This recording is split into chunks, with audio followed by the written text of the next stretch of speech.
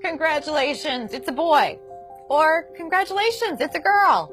As a pediatrician for nearly 20 years, that's how many of my patient relationships began. Our bodies declare our sex. Biological sex is not assigned. Sex is determined at conception by our DNA, stamped into every cell of our bodies. Human sexuality is binary. Either you have a normal Y chromosome and develop into a male, or you don't, and you will develop into a female. There are at least 6,500 genetic differences between men and women. Hormones and surgery cannot and do not change this. Look, an identity is not biological, it is psychological.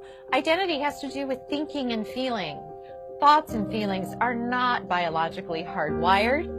Our thinking and feeling may be factually right or factually wrong. For example, if I walk into my doctor's office today and say, "Hi, I'm Margaret Thatcher," my physician will say I am delusional and give me an antipsychotic. However, if instead I walked in and said, "I am a man," he would say, "Congratulations, you're transgender." If I were to say, "Doctor, I am suicidal. I'm an amputee trapped in a normal body. Please surgically remove my leg," I'll be diagnosed with body identity integrity disorder.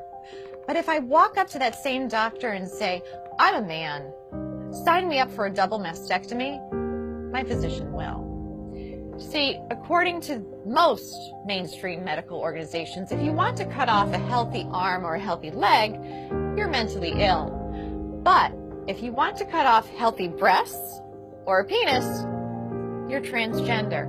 Let's be clear, no one is born transgender. If gender identity were hardwired in the brain before birth, identical twins would have the same gender identity 100% of the time. They don't. I had one little boy, a patient we'll call Andy.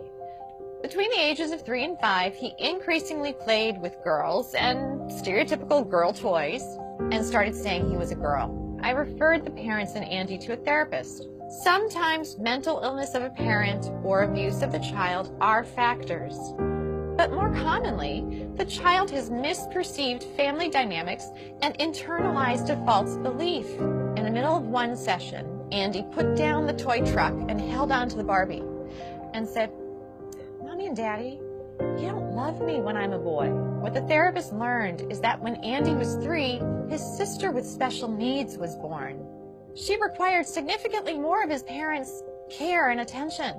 Andy misperceived this as, "Mommy and Daddy love girls. If I want them to love me again, I have to be a girl." With family therapy, Andy got better. Today, Andy's parents would be told something quite different. They would hear, "This is who Andy really is. You must change his name, ensure that everyone treats him as a girl, or else he will commit suicide." As Andy would approach puberty, the experts would put him on puberty blockers so that he could continue to impersonate a girl.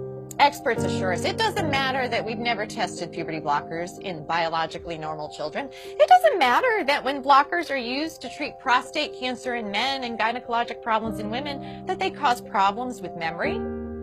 We don't need testing. No, we need to arrest his physical development now, or he'll commit suicide. But this is not true. Instead, when supported in their biological sex through natural puberty, the vast majority of gender-confused children get better. Yet, we are chemically castrating gender-confused children with puberty blockers. Then, we permanently sterilize many of them by adding cross-sex hormones.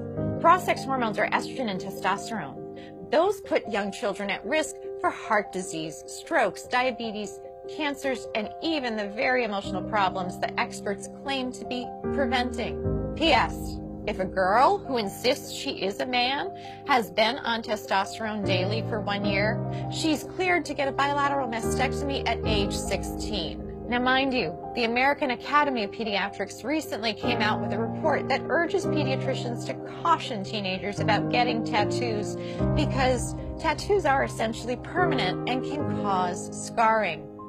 But this same AAP is 110% in support of 16-year-old girls getting a double mastectomy, even without parental consent, so long as the girl insists that she is a man and has been taking testosterone daily for 1 year. Let's be clear, to indoctrinate all children from preschool forward with the lie that they could be trapped in the wrong body disrupts the very foundation of a child's reality testing. If a child can't trust the reality of their physical bodies, who or what can they trust? Transgender ideology in schools is psychological abuse that often leads to chemical castration, sterilization, and surgical mutilation. If that's not child abuse, ladies and gentlemen, what is?